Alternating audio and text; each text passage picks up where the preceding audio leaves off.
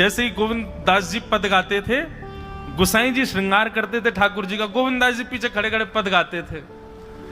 तो जैसे ही गोसाई जी श्रृंगार करते करते थोड़ा श्रृंगार लेने के लिए नेक दूर जाते, ठाकुर जी ऐसे खड़े खड़े नीचे से एक मोती उठाते, मोती उठा के ये मारते टक के गोविंद दास के सिर पे। और जैसे ही गोविंद दास के सिर पे लगती, गोविंद दास कहते माने ना दारी की तो बताऊं, रुक जा। जैसे ही वो मोती लेकर के वापस गोविंद दास मारते, तब तक गोसाई जी वापस आ जाते। और गोसाई जी के आते ही वो मोती ठाकुर जी की जगह गोसाई जी में जाके लग जाता। गोसाई जी कहते हे गोविंदा, तू ठाकुर जी को मोती मार रहा है? गोविंदास बोले मेरो माथो देखियो, ये गुम्माटो फूल को ये आपके लाला ने मारो मोए। आपको लाला ऊधम मचावे वो ना दिखाई दे आपको, और मैं नेक कछु कह दूं सो मुंह पे चिल्ला रहे हो, मुंह पे बरस रहे हो, या समझा लो बहुत ऊधम मचावे ये। ऐसी लीला करते। गोसाई जी के नेत्रों में आंसू आ जाते, बोले गोविंदा तू कितनो भाग्यशाली, तेरे संग ठाकुर जी लीला करें।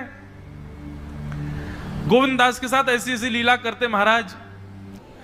तो दोपहर के समय जैसे मंदिर बंद होते, ठाकुर जी महाराज फेंटा कस के आ जाते, ए गोविंदा चल खेलवे चल रहे हैं। ठाकुर जी गोविंदास के संग खेलने जाते।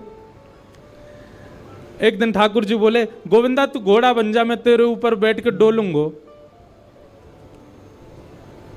गोविंदास जी घोड़ा बन गए।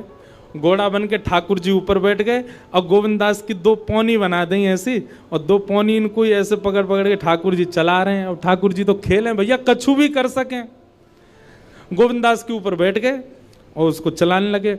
अब चलते चलते गोविंदास रुक गए, तो ठाकुर जी बोले ए गोविंदा चल, ए मेरे घोड़ा चल। गोविंदास जी बोले जय जय जय जय, नेक उतर जाओ। ठाकुर जी बोले काय को? गोविंदास जी बोले लघु शंका लगी है, नेक मुँह जानो है, नेक उतर जाओ। ठाकुर जी बोले ऐसी बात कर रहे हो गोविंदा हैं? कोई घुड़सवार घोड़ा पे बैठ के घूमे और घोड़ा को लघु शंका आवे तो वो का यूं के ओ भैया नेक उतर जा, मैं लघु शंका करके आऊं, फिर बैठियो मेरे ऊपर। गोविंदास जी बोले तो कहा आज्ञा? बोले आज्ञा वो ये जो कह रहा हूं, जैसे घोड़ा बिना आज्ञा लिए अपने व्यक्ति को ऊपर बैठा के सब काम कर ले, वैसे तू कर ले। तो गोविंदास जी ऐसे घोड़ा बन करके चल रहे हैं, ठाकुर जी ऊपर बैठे हैं और सब कर आए काम। अब इतने में ही कोई व्यक्ति वहां से जा रहा था। अब उस व्यक्ति को ठाकुर जी नहीं दिख रहे हैं, उसको गोविंदास चलते चलते दिख रहे हैं। उसने जब देखा अरे राम राम राम राम जी, गोविंदास जी क्या? महाराज किसी व्यक्ति ने गोविंदास जी को ऐसे देख लिया, ओहो जी तो ऐसे ही डोल रहा है और चलते फिरते कर रहा है। गोसाई जी से जाकर के शिकायत कर दी और गोसाई जी से कही, बोले गोसाई जी आपने गोविंदास को बहुत सिर पर चढ़ा लिया आज। अरे भाई खड़े होके लघु शंका करना भी मना है शास्त्रों में, वो तो ऐसे बैठ करके चलते चलते कर रहा था और वस्त्रों में ही कर रहा था, इतना अपवित्र, और आप उसको मंदिर की सेवा देते हो। गोसाई जी को सुन करके अच्छा नहीं लगा। शाम को स्नान आदि करके दूसरे वस्त्र पहन करके गोविंदास आए। आकर के आपने गोसाई जी को प्रणाम किया तो गोसाई जी ने मुंह फेर लिया। तो गोविंदास बोले जय जय, आप नाराज हो हमसे? गोसाई जी बोले आप आचार विचार सब भूल चुके हैं अपना। आप इस प्रकार से आज कुछ कर रहे थे, मुझे लोगों ने बताया आकर के। गोविंदास जी बोले आपकी बात है जाए तो मैं बोलूं? बोला हाँ बोलो। बोले मोते मत कहो, अपने लाला को समझाओ। जय हट करके बैठे, जय जिद करे, कहा करूं कहां तक समझाऊं जाकू मैं? आज मुंह को घोड़ा बना लियो और घोड़ा बना के मेरे दो पौनी बना के ऐसे ऐसे चला रहे मुँह। तब मैंने इनसे कहीं जय जय उतर जाओ, मैंने एक लघु शंका कर आऊं, स्नान कर आऊं, फिर बैठ जाइयो। तो मुझे बोले घोड़ा कभी आज्ञा ले, तू तो मेरा घोड़ा है, ऐसे कर ले। इनकी आज्ञा सो मैंने कियो, मैंने अपनी इच्छा सो नहीं क्यों? नहीं मैं क्यों करूंगा ऐसा? गोविंदास जी की बात सुनकर के गोसाई विठलनाथ जी इतने भावुक हो गए, इतने भावुक हो गए। उस दिन गोसाई जी ने नियम बना दिया, सबको बोल दिया, बोले सुनो आज के बाद गोविंदास कुछ भी करे इसकी शिकायत हमसे मत करना। क्यों? गोविंदास अपनी इच्छा से कुछ नहीं करता, जय जय कराते हैं उससे, ठाकुर जी कराते हैं उससे। एक बार ठाकुर जी गोविंदास से बोले ए गोविंदा। बोले हाँ, मेरो दाल बाटी खावे को मन हेरो है, तो दाल बाटी चूरमा। ठाकुर जी बोले ए गोविंदा, ऐसे ही बोलते थे, बोले मोए दाल बाटी खानी है। गोविंदास बोले 56 भोग बनते हैं रसोई में, अपरस में मुंह पे पट्टी बांध करके महाराज रसोईया बनाता है। अपरस में यमुना जी का जल आता है वहां से, वृंदावन से, उसके जल में सुंदर प्रसादी बनती है। इतने सुंदर शुद्ध भोजन को छोड़ के यूं कह रहे दाल बाटी खानी है। ठीक है, मैं आज बोल दूंगा रसोई घर में बनवा देता हूं। बोले ना, रसोई की ना खानी तो। बोले तेरी कदम खंडी में आऊंगा। गोविंदास जी जहां बैठ करके भजन चिंतन करते थे, मंदिर से थोड़ा दूर था, सुंदर वन था गिरिराज जी में। बोले मां आऊंगो और वहीं पे तू कंडा, वही गोबरी कंडा में बना, और कंडा में बना के तैयार कर, मैं आऊंगा वहीं खाऊंगा। गोविंदास जी बोले यहाँ सब लोग आपको मंदिर में पूजने आते हैं, आप यहाँ पे भगवान हो, ऐसे कहीं खाने पीने आओ। बोले कोई को पता थोड़ी चलेगी, मैं आ जाऊंगा, तू चिंता मत करे, तू सुन तैयारी कर ले, आज मैं तेरे यहाँ आके प्रसाद पाऊंगा। गोविंदास जी चुपचाप मंदिर से भाग गए, किसी को बताया नहीं। किसी को पता थोड़ी कि ठाकुर जी ऐसे बाहर भी चले जाते हैं, सबको लगे अंदर ही रहते हैं ये। गोविंदास जी दौड़ करके गए, बढ़िया कंडा में बढ़िया उपले उपले लगा करके, और महाराज बाटी बनाई, दाल चढ़ा दी, सुंदर। ठाकुर जी आएंगे पाने। एक पंथ दो काज, ठाकुर जी को दो लीलाएं एक साथ करनी थी। एक तो गोविंद दास के संग सुख लेना है, और एक झाड़ू लगाने वाला गिरिराज जी की तलहटी में झाड़ू लगाता था, उसको मंदिर में प्रवेश नहीं करने देते थे लोग। तो वो बेचारा बाहर खड़ा खड़ा ही दर्शनार्थियों से पूछता था कि ठाकुर जी दिख कैसे रहे हैं, मुझे ये बता दो। दर्शनार्थी आकर के बताते थे नीली ठाकुर जी ने बाघा पहना है, गले में मोतियों की माला है, मकराकृत कुंडल है, ऐसा टिपारा ठाकुर जी के सिर पर रखा है, और ऐसा ठाकुर जी का श्रृंगार है। तो वो बाहर खड़ा खड़ा नेत्र बंद करके सुन सुन करके ही अपने चित्त में एक झांकी बना लेता था, और मन में सोचता था ऐसे दिख रहे होंगे ठाकुर जी। पर रोज प्रार्थना करता था, नाथ मुझे लगता है इस जन्म में तो आप मुझे कभी नहीं दिखोगे, भगवान इस जन्म में तो मैं आपके योग्य नहीं हूं, पर मेरे पर बस इतनी कृपा कर दो कि अगला जन्म मुझे दीजिएगा, तो कुछ नहीं तो चेंटी बना देना, तो चेंटी बन करके मैं आपके 56 भोग में ही आ जाऊंगा, भीतर आके आपका दर्शन कर लूंगा, लेकिन मुझ पर अनुग्रह कर देना। ठाकुर जी उसके इस भाव से इतने रीझ गए। गोविंद दास को बोला था कि दाल बाटी खाने आएंगे, अब मंदिर बंद करके सब तो चले गए वहां से, सब लोग भोजनालय में भोजन प्रसाद पाने लगे। ठाकुर जी मंदिर से निकले अचक करके बाहर, गिरिराज पर्वत के ऊपर विराजते थे। जैसे ही बाहर निकल करके आए तो गिरिराज पर्वत के नीचे ही वही झाड़ू लगाने वाला, उन नेत्रों से आंसू बह रहे थे, ठाकुर जी का चिंतन कर रहा था। आज ठाकुर जी ऐसे दिख रहे हैं, सिर पर चांदी का मुकुट पहना है, ठाकुर जी ने आज गुलाब का इत्र लगाया है, ठाकुर जी के ऐसे ऐसे मकराकृत ठाकुर जी के कटाक्ष, वो सब चिंतन कर रहा था। ठाकुर जी नीचे उतर करके जाने लगे, इतने में ही ठाकुर जी ने लीला करी और जोर जोर से ठाकुर जी चिल्लाने लगे, अरे जल्दी ते आइयो, देखियो मेरे पाम में कांटो लग गयो, अरे जल्दी ते कोई आओ या कांटे को निकारो, मुझको तो बहुत दर्द है रो है, अरे भैया जल्दी आओ जल्दी आओ। अब ये स्वर जैसे ही सुना उस झाड़ू लगाने वाले ने, उसके नेत्र खुल गए, उसने देखा, बोले कि ये स्वर कहां से आ रहा है। उसने जैसे ही नेत्र उठा करके ऊपर देखा, तियों की माला पहनी है, मकराकृत कुंडल पहना है, चांदी का मुकुट चमक रहा है मस्तिष्क पर, ठाकुर जी के केश घुंघराले लहरा रहे हैं, और ठाकुर जी अपनो एक पाम हाथ में पकड़ करके और एक पैर पर लंगड़ी जैसे खेलते हैं, ऐसे ठाकुर जी कूद रहे हैं यहां से वहां। नीचे से झाड़ू लगाने वाले लिखे, अरे ऐसा पुरुष तो मैंने जीवन में कभी नहीं देखा, ये कैसा पुरुष है। नीचे से ही ठाकुर जी को देखने लगा। अब स्वरूप उसको पता था, तो उसने कही ये जरूर ठाकुर जी होंगे, वहीं से प्रणाम करें। ठाकुर जी बोले प्रणाम कर रहा हूं, दारी के जल्दी ऊपर आ, कांटो लगो मेरे पम में, या को निकार।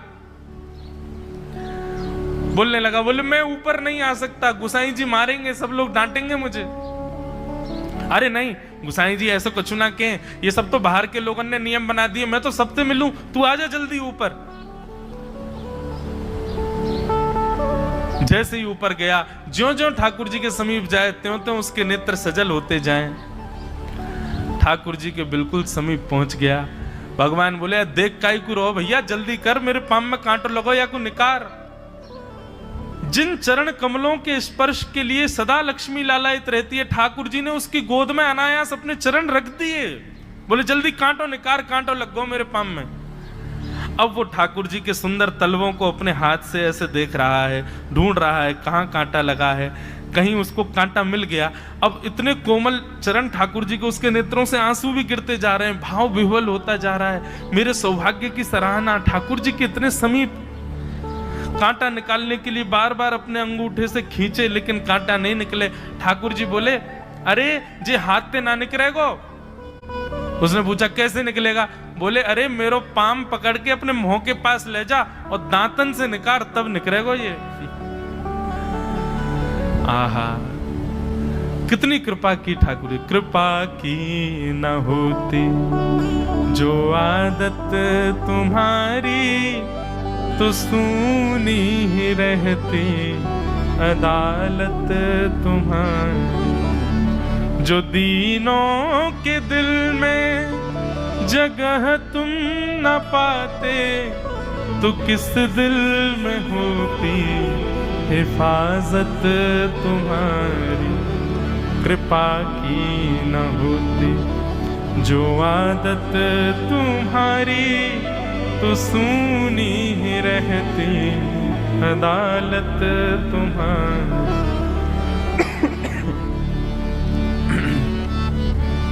कितनी कृपा। उसने कांटा निकाला मुख से। ठाकुर जी बोले अब चल, मुंह से चलो ना जा रहा। गोविंद दास ने अपनी कदम खंडी में दाल बाटी बनाई है, मुंह ले चल वहां पे। बोला कैसे लेके चलूं? बोले तेरे कंधान पे बैठ जाऊंगा मैं। और ठाकुर जी ने अपने दोनों पांव ऐसे लटका लिए उसके यहाँ पे, और सिर पकड़ करके उसके ऊपर ही बैठ गए। बोले चल ले चल मुंह को। वो तो महाराज बेहोशी सी हो रही है, उसको विश्वास ही नहीं हो रहा ठाकुर जी मेरे संग इतनी बड़ी लीला कर रहे हैं।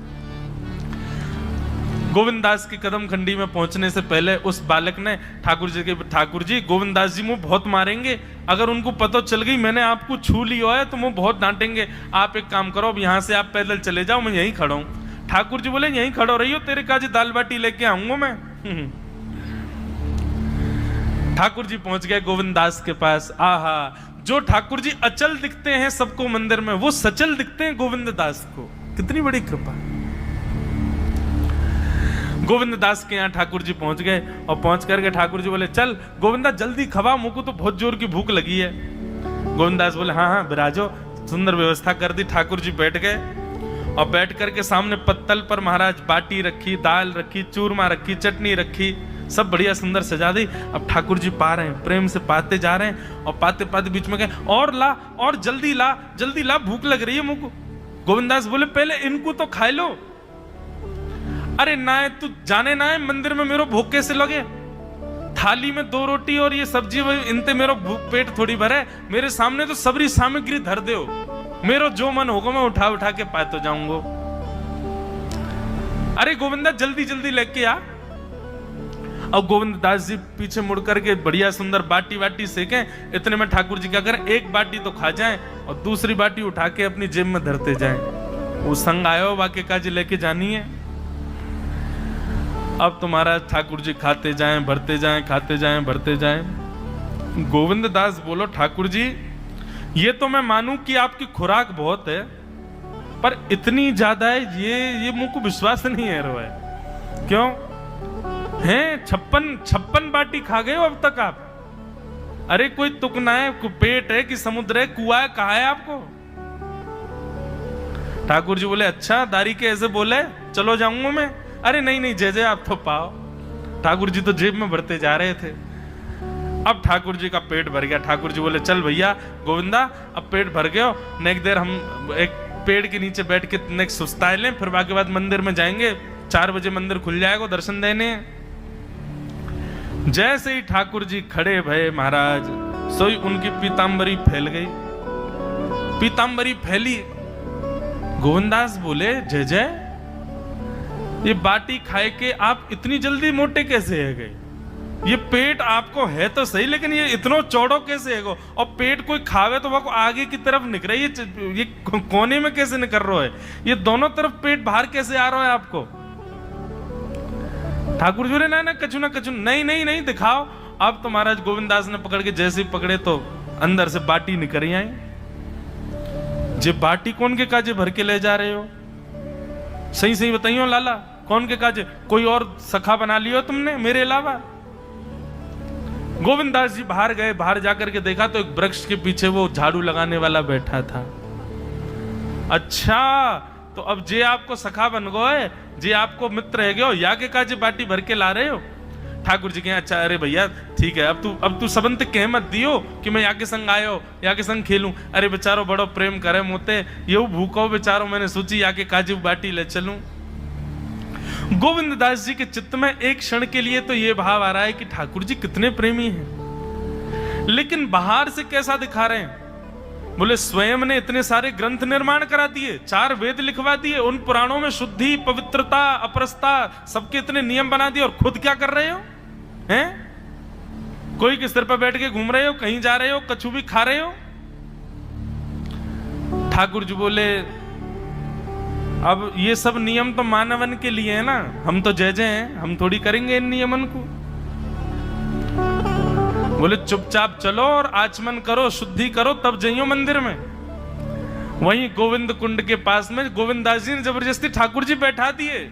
बोले हाथ में जल लो। ठाकुर जी जल लेकर के बैठे, बोले अब करो अपवित्र पवित्रो वा सर्वावस्थांगतो पिवा। ठाकुर जी आचमन कर रहे हैं, अपनी पवित्र कर रहे हैं ऊपर से लेकर नीचे तक। इतने में ही गोविंददास बोलते बोलते बोलते बोलते पीछे के गए और ठाकुर जी की पीठ पे जाकर के एक धक्का दियो महाराज, पूरे ठाकुर जी डुबा दिए कुंड में। ठाकुर जी पूरे ऊपर से नीचे तक भीज गए। ठाकुर जी बोले दारी के तेरी शिकायत करूंगो, गुसाई जी तो कहूंगो तू ऐसे करे मेरे संग। गोविंदास बोले मैं बता दूंगा तुम कौन कौन के कंधान पे चढ़ के घूमो। आप मंदिर के लिए इतना नियम बना रखो है, नहा के आओ, धो के आओ, हाथ पांव खासा करके आओ, और कुछ अपवित्र वस्तु मत छीलेना, अपरस में रहना, गीला वस्त्र तन पे होना चाहिए। आपकी सेवा के लिए इतने नियम, और खुद क्या कर रहे हो? ऐसे गोविंददास वो कह रहे हैं यद्यपि रूप गुण शील सुधर था, इन बातन ना रिझई है, प्रीतम